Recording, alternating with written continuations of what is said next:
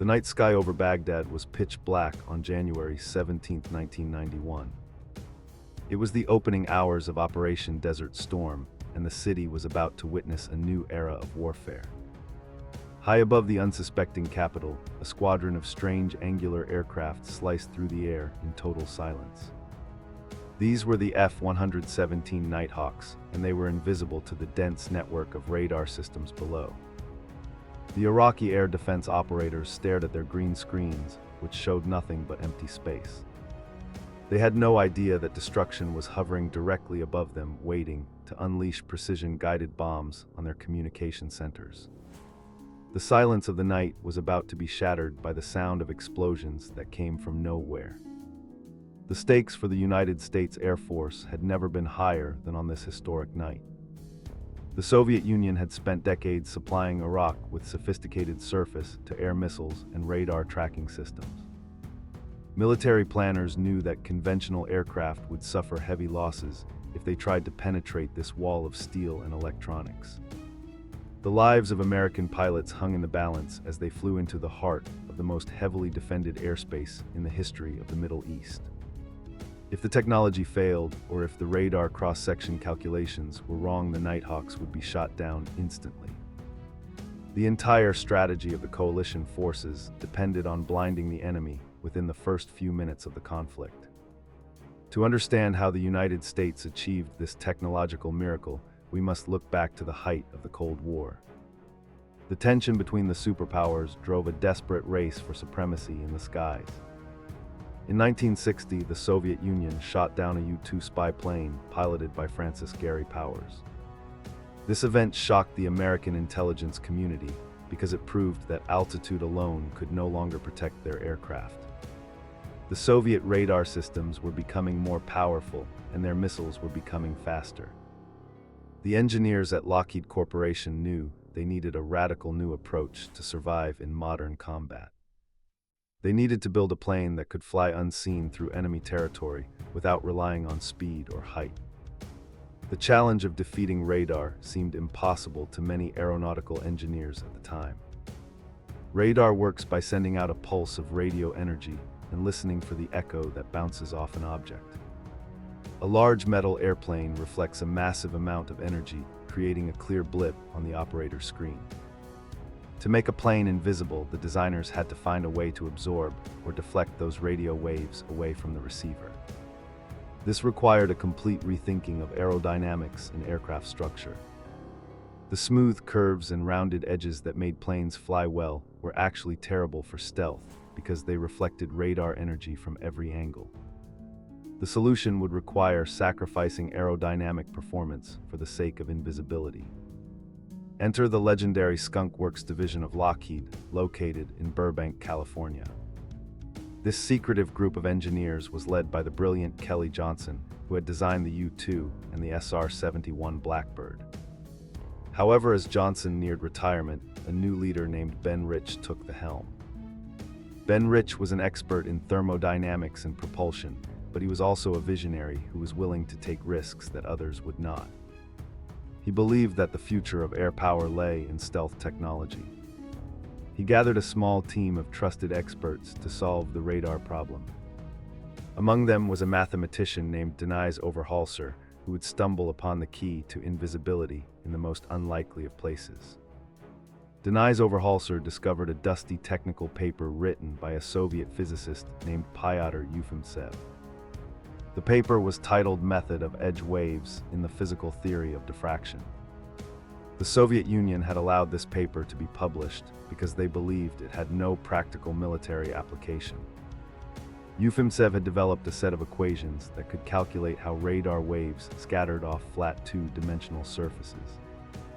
Overholser realized that he could use these equations to predict the radar cross-section of a three-dimensional object if it was made entirely of flat triangular panels.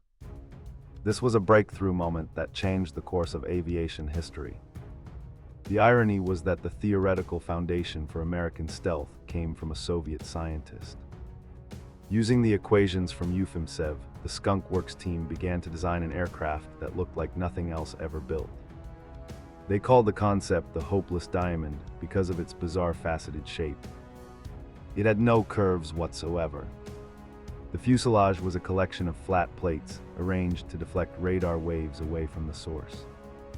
When the engineers ran the calculations, they were astounded by the results. The theoretical radar cross-section of the hopeless diamond was not that of a large plane, but that of a small marble. It was thousands of times smaller than any existing fighter jet. Ben Rich immediately understood the potential. If they could build this, it would render Soviet air defenses obsolete. The proposal was met with skepticism by the old guard at Lockheed, including Kelly Johnson himself.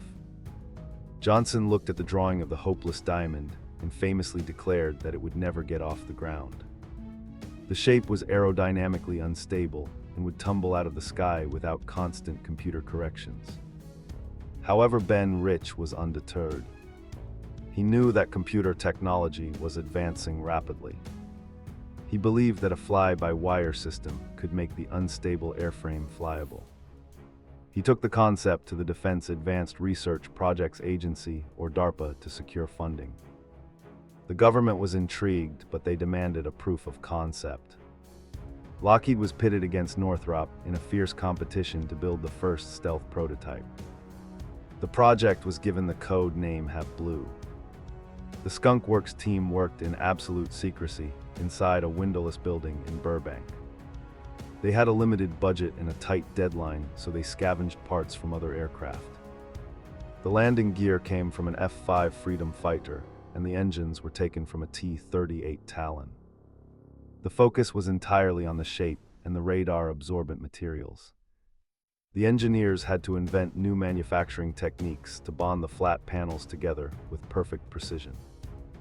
Even a gap of a fraction of an inch could ruin the stealth profile. The pressure on the team was immense as they raced to prove that their diamond could actually fly.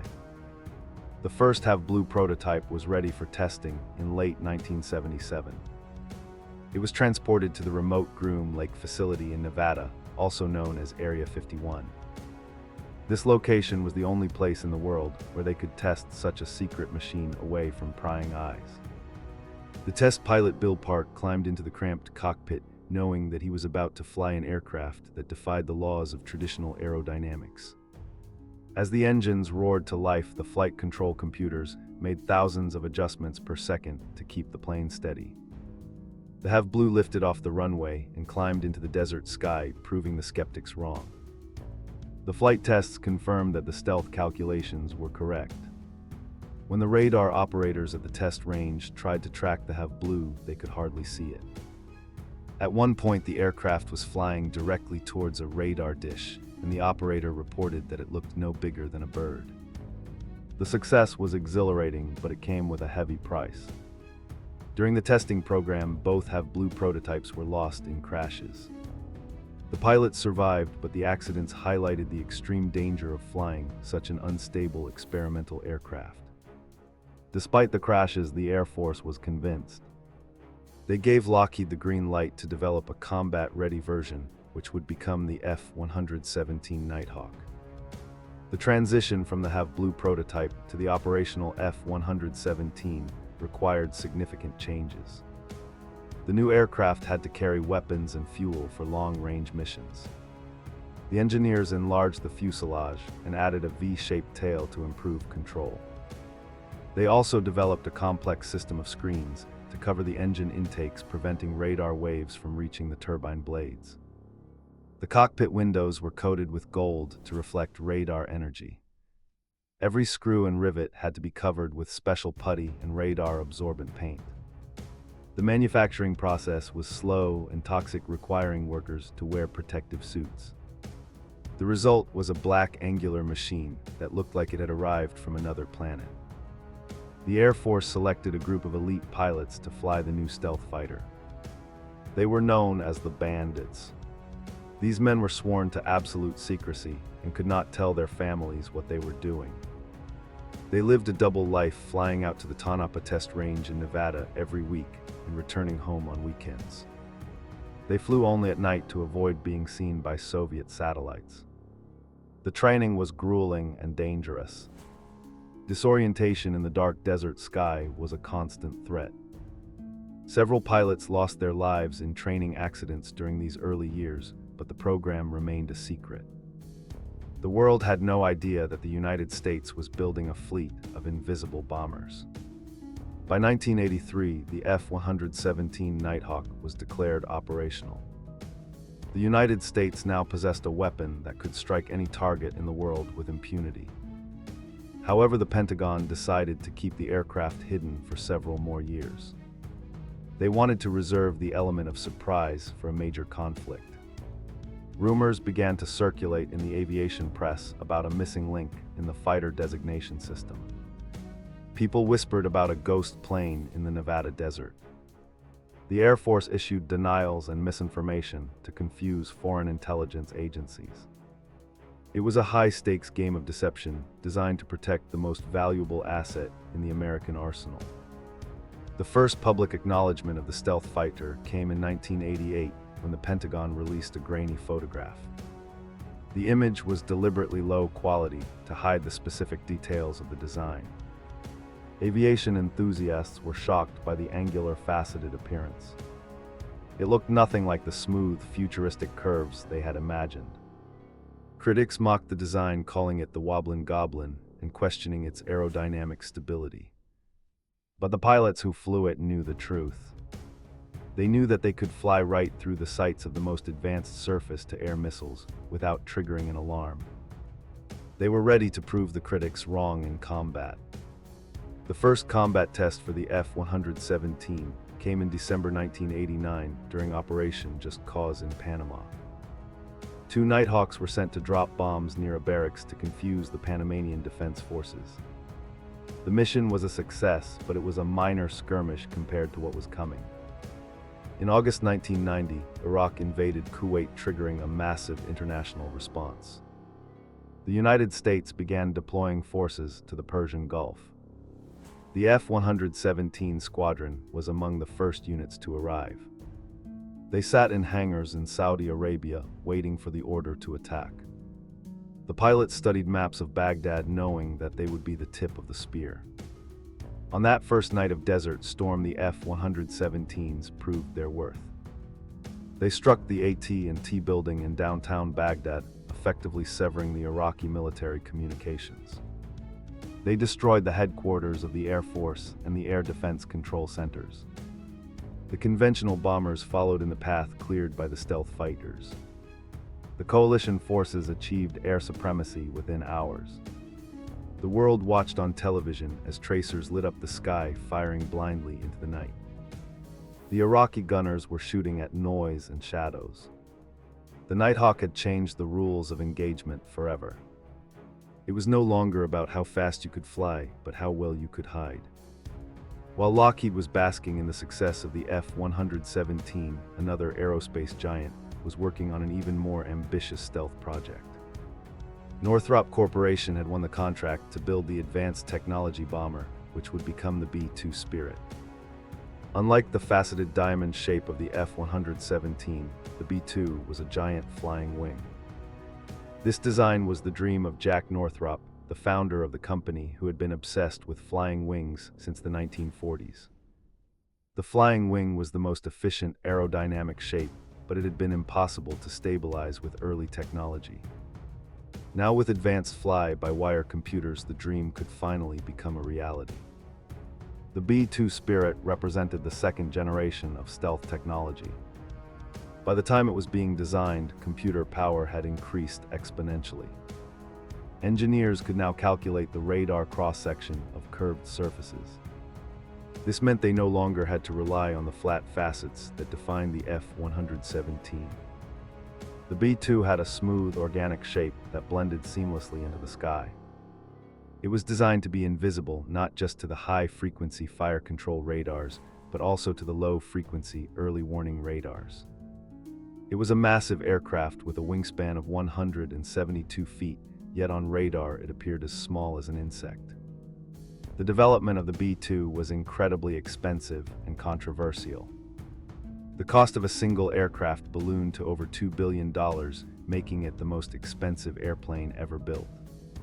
Critics in Congress argued that it was a waste of money, especially as the Cold War was coming to an end. They questioned the need for a stealth bomber designed to penetrate the Soviet Union when the Soviet Union was collapsing. Despite the political battles, the program continued.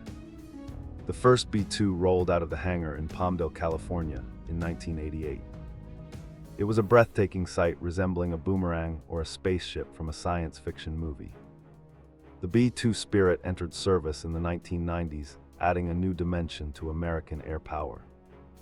It had the range to fly from Missouri to anywhere in the world and return without refueling. It could carry a massive payload of precision-guided munitions or nuclear weapons. The combination of global reach and near-total invisibility made it a formidable deterrent. While the F-117 was a tactical striker, the B-2 was a strategic heavy hitter. It demonstrated its capabilities in the Kosovo War and later in Afghanistan and Iraq. It proved that stealth was not just a niche capability, but the future standard for all combat aircraft. However, the aura of invincibility surrounding stealth technology was shattered on March 27, 1999.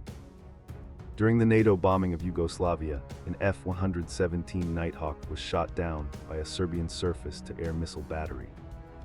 The pilot, Lieutenant Colonel Dale Zelko, ejected safely and parachuted into enemy territory.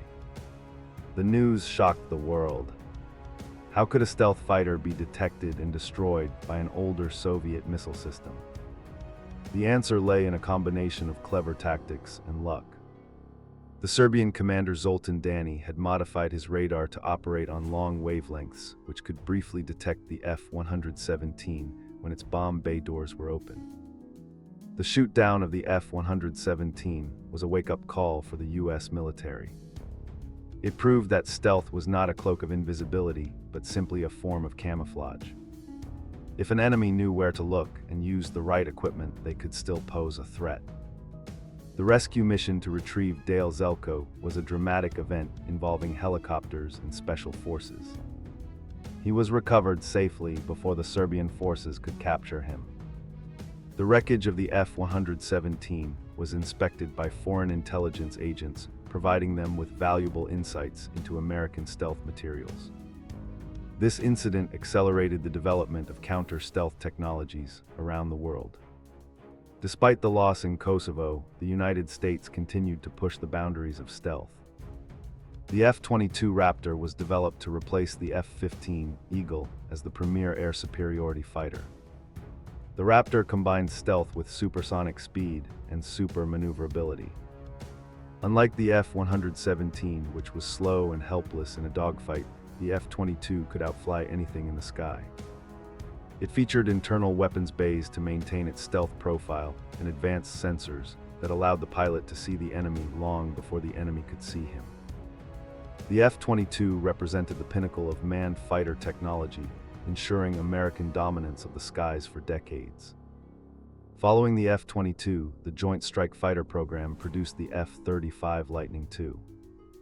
This aircraft was designed to be a multi-role fighter used by the Air Force, Navy, and Marines. It was also intended for export to allied nations, spreading stealth technology around the globe. The F-35 program faced delays and cost overruns, but it eventually produced the most advanced flying computer in history. The helmet of the F-35 pilot allows them to see through the floor of the plane using distributed cameras. It networks with other aircraft and drones, creating a shared picture of the battlefield that gives the pilot unmatched situational awareness.